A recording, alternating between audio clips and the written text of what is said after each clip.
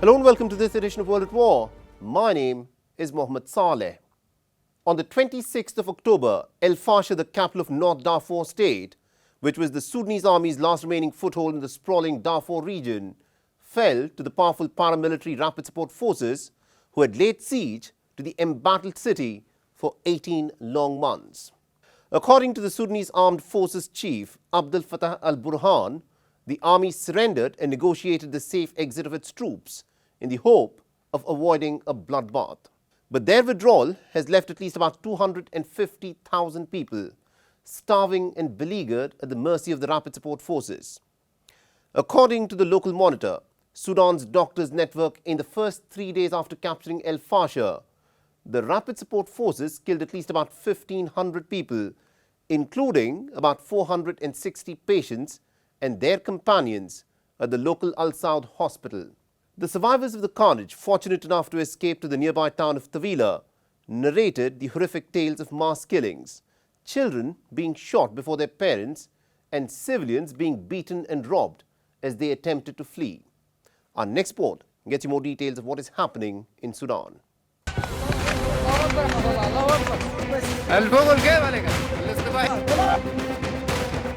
The Republic of Sudan, Africa's third largest country by size, has been torn apart by a power struggle since April 2023 between the Sudanese army chief and the country's de facto leader, Abdel Fattah al-Burhan, and the powerful paramilitary Rapid Support Forces commander, Mohammed Dagalo. Why did an all-out war erupt between the army chief al-Burhan and General Dagalo, who were once allies? The army and the paramilitary had shared power with civilians after the 2019 ouster of former strongman Omar al-Bashir, and in 2021, the army and the Rapid Support Forces joined hands together to stage a coup. But relations soured between the army and the Rapid Support Forces over the planned integration of the paramilitary into the regular army, an internationally backed political transition plan leading to an all-out war in mid-April 2023.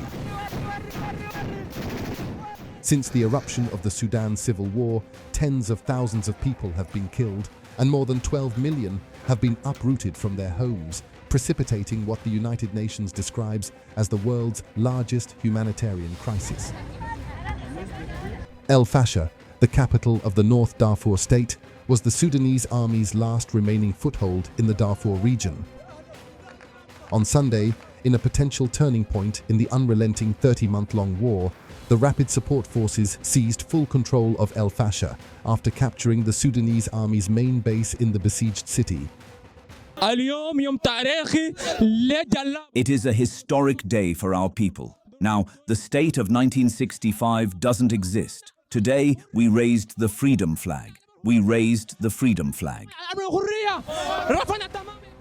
It is to be noted that since August, the Rapid Support Forces had intensified artillery and drone attacks on El-Fasher, significantly eroding the army's last defensive lines after about 18 months of siege. The next day, Sudanese Army Chief Abdel Fattah al-Burhan, while acknowledging the withdrawal of army from El-Fasher, vowed to avenge the fallen and continue fighting the powerful paramilitary. We have agreed to withdraw the army from the city to a safer location to spare the citizens and the rest of the city from destruction. We are determined to avenge all our martyrs and to seek justice for what happened to our people in El-Fasher, and to take revenge for the crimes that are now being committed in El-Fasher and before that across Sudan in full view of the world. We affirm that we are capable and determined to move forward until this land is purified and eliminate these mercenary killers. On the same day, the United Nations Secretary General Antonio Guterres, on the sidelines of the ASEAN summit in Malaysia, told a press conference that the level of suffering being witnessed in Sudan was unbearable, besides pointing out the external influences undermining the ceasefire efforts. Because the level of suffering that we are witnessing in Sudan is unbearable, and it is clear that we have not only a Sudanese problem with an army and the rapid support forces fighting each other, we have more and more an external interference that undermines the possibility to a ceasefire and to a political solution of the problem. The capture of El-Fasher brings all 5 state capitals in Sudan's western Darfur region under the control of rapid support forces, further consolidating its recently established parallel administration in Niala, the capital of South Darfur state. On Thursday, facing backlash over atrocities being committed by the paramilitary after the fall of El-Fasher, the chief of the Rapid Support Forces, Mohammed Hamdan Dagalo, vowed that Sudan would be unified, further adding that an inquiry committee had been formed to investigate the violations in the city.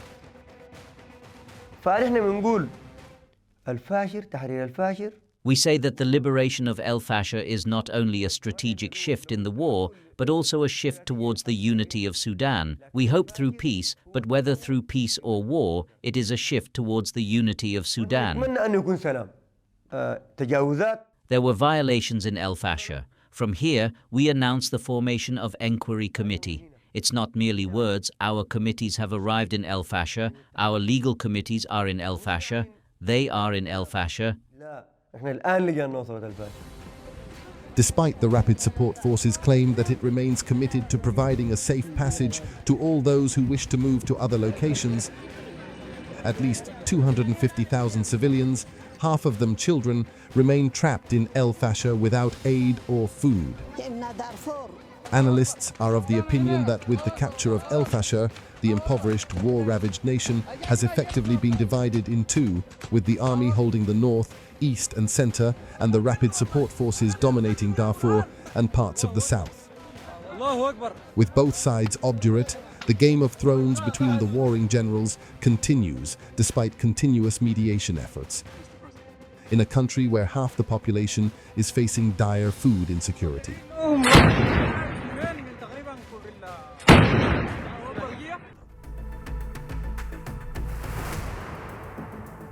The game of nuclear brinkmanship is back. This week, Russia claims to have successfully tested 2 of its super weapons, which the Russians claim are unmatched in their capabilities. The Burevestnik and the Poseidon had been first announced back in March 2018, when the Russian President Vladimir Putin had spoken about Russia's modern strategic weapons that will change the strategic balance of power in the world.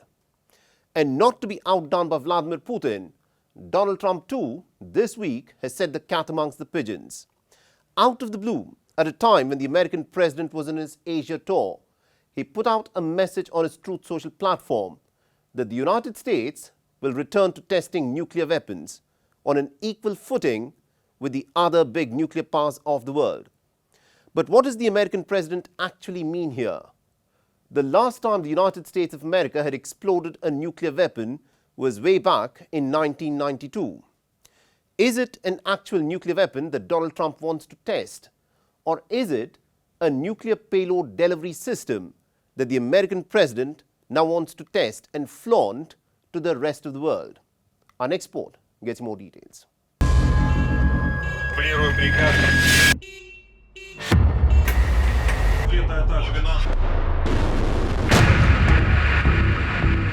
This video released by the Russian Defense Ministry from the testing site of this new weapon system will give you a glimpse of what this new Russian missile is capable of.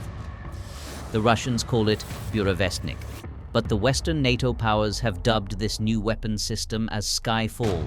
As Burevestnik relies on nuclear power for its propulsion, it technically has an unlimited range, making it possible to be launched from any part of the globe.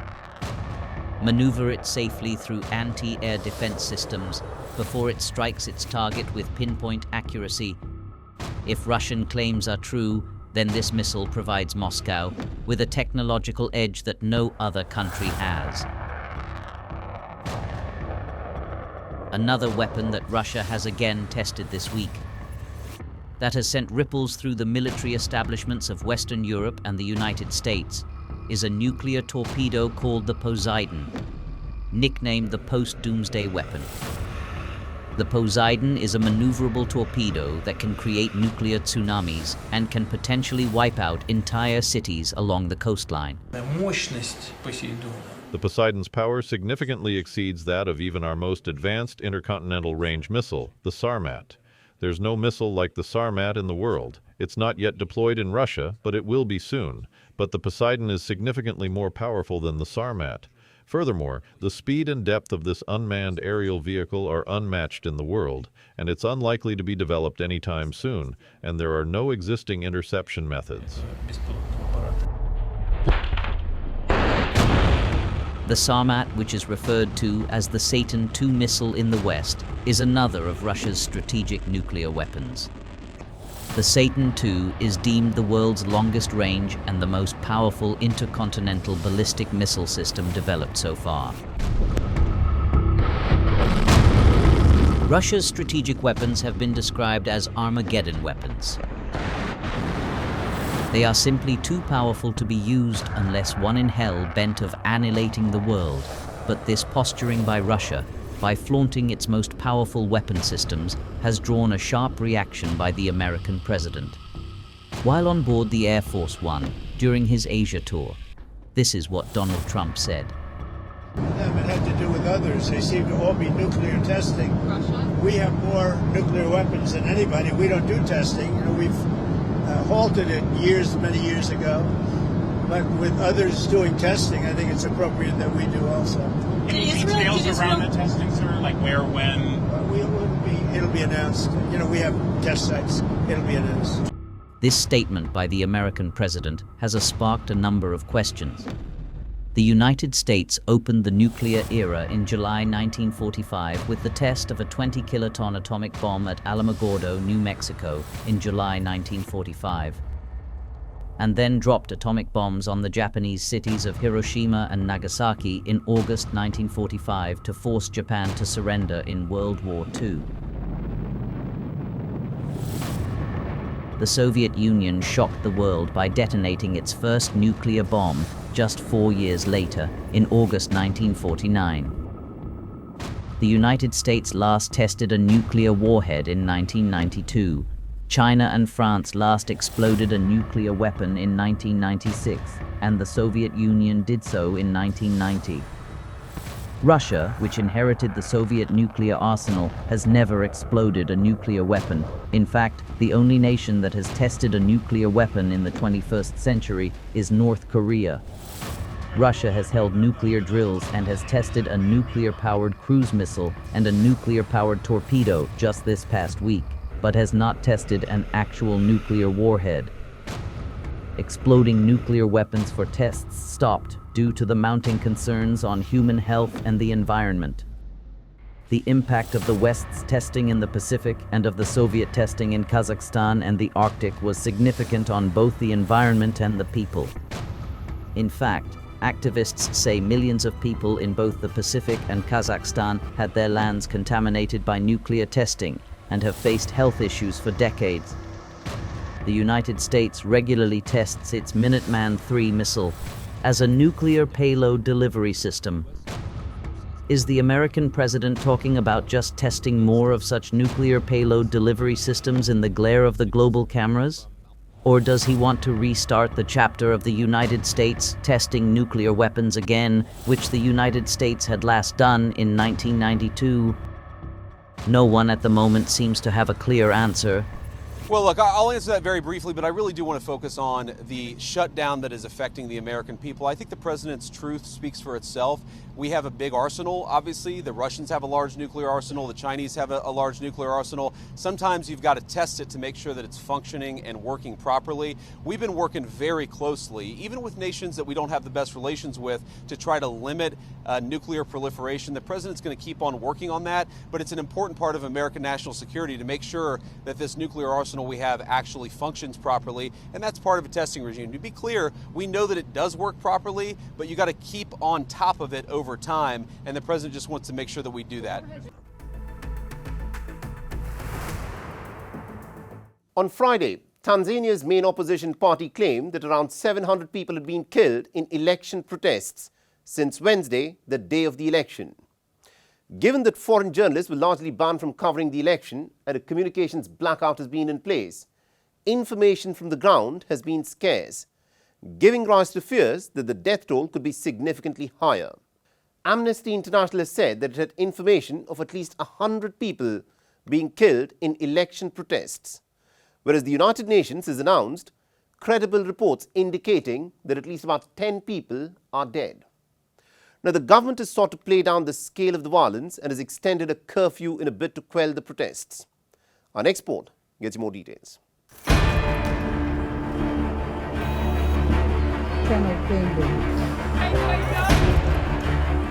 On Wednesday, the East African nation Tanzania went to polls under heavy security in an election where the main challengers have either been jailed or barred from contesting.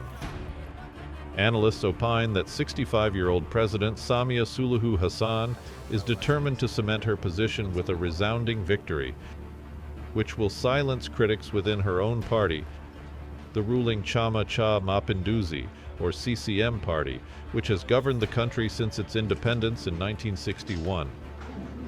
Hassan's main challenger, Tundu Lissu, is on trial for treason, facing a potential death penalty, and his party, Chadema, is barred from running. The only other serious candidate, Luhaga Mpina of ACT Wazalendo, was disqualified on technicalities. In the days leading up to the election, the opposition had accused Tanzania's government of using authoritarian tactics to maintain power.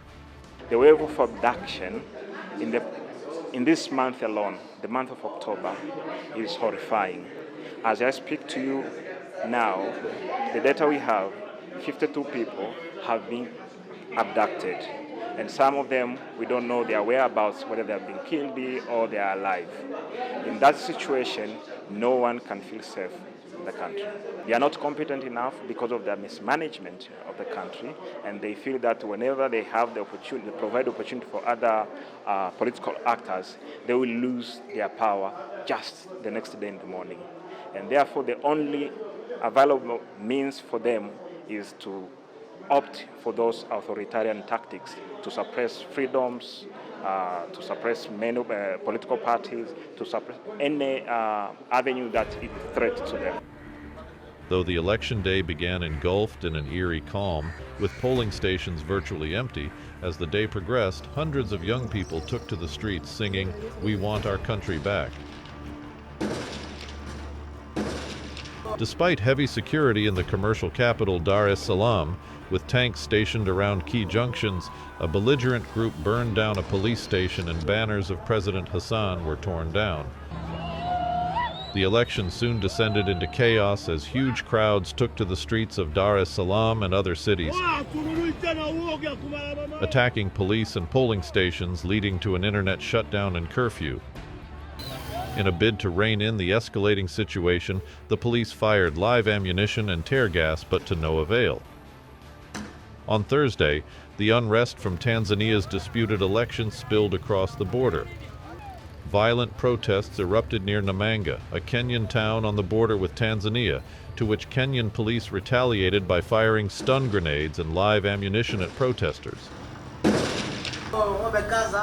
On Friday, the United Nations urged Tanzania's security forces to refrain from using unnecessary force against demonstrators and demanded investigations into election-related violence.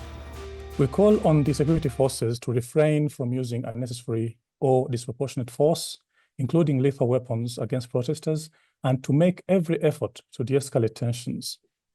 Protesters should demonstrate peacefully. We urge the authorities to ensure prompt, impartial, effective investigations into all cases of election-related violence and to ensure those responsible are brought to justice. Though the Tanzanian government has denied any use of excessive force, it is feared that hundreds might have been killed in the protests that began on Wednesday. President Hassan, who took office in 2021 as Tanzania's first female president following the death of then-President John Magufuli, was initially praised for easing political repression, but the political space under her tenure has since narrowed. With the protesters defying warnings from the country's army chief to end the unrest, the East African nation is at a crossroads, with its future in the balance.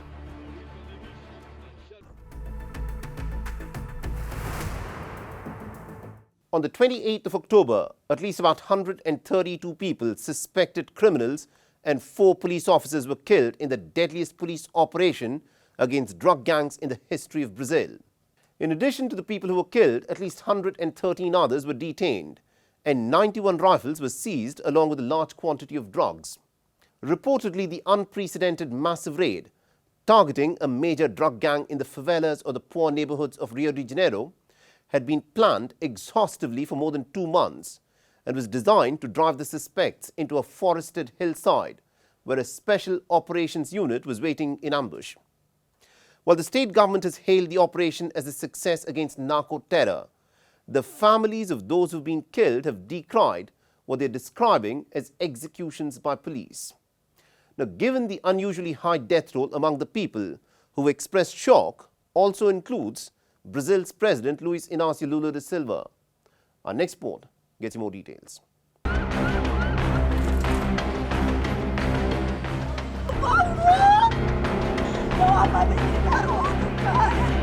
For decades, Brazilian police have tried to contain the gangs entrenched in the city of Rio de Janeiro, who wield control over many of its favelas or poor neighborhoods. On Tuesday, hundreds of police backed by helicopters, armored vehicles and drones conducted raids in 2 sprawling favelas of Alemão and Penha in the north of Rio de Janeiro.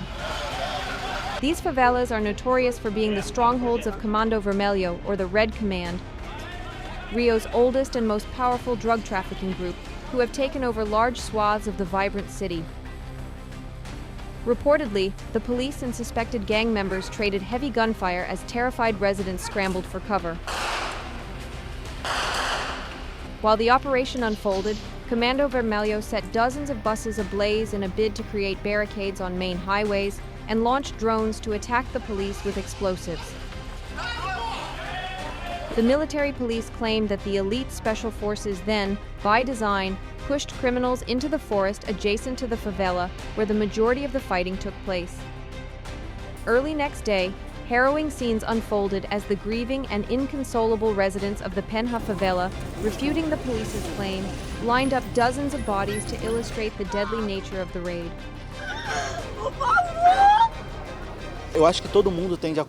I think everyone tends to agree, whether they know the reality of the favela or not. 100 people being executed, many with a shot to the back of the neck or in the back, can never be considered public safety. This was a crime. The executions are obvious. You only have to see the burn marks, meaning people were tied up. You see people there who were captured and murdered in cold blood. The deadly raid just days before Brazil hosts COP30 UN climate talks in the Amazon has laid bare the security challenges the South American nation is besieged with. The United Nations Secretary General Antonio Guterres is believed to be greatly concerned by the large number of casualties during the massive raid and has urged for a prompt investigation. A number of you have asked me this morning of our reaction concerning the police raids that took place in Rio de Janeiro. And I can tell you that the Secretary General is gravely concerned by the large number of casualties during a police operation conducted yesterday in Rio de Janeiro. He stresses that the use of force in police operations must adhere to international human rights law and standards, and urges the authorities to undertake a prompt investigation. According to the Rio State Governor Claudio Castro, the raid had been 2 months in the planning and was based on a thorough investigation. But analysts are of the opinion that the unprecedented deadly police operation was part of Governor Castro's efforts to leave his mark and deal a decisive blow to crime in the city ahead of elections next year. According to Brazil's Justice Minister, the Brazilian President, Luiz Inácio Lula da Silva, was shocked by the death toll and also expressed his surprise that the federal government had not been informed beforehand about the raid. The president initially asked us to make a general overview of what happened. He was shocked by the number of fatal incidents recorded in Rio de Janeiro. He was also, in a way, surprised that an operation of this magnitude was carried out without the federal government's knowledge, without any possibility for the federal government to participate in some way using the resources it has, especially with information and logistical support. Though huge police raids are not unusual in the favelas of Rio, the sheer number of fatalities in Tuesday's operation definitely is. The bloodiest police raid in Brazil's history, while putting a spotlight on the dark underbelly of a city much beloved by tourists, is proving to be a divisive one and has raised certain pertinent questions which are yet to be answered.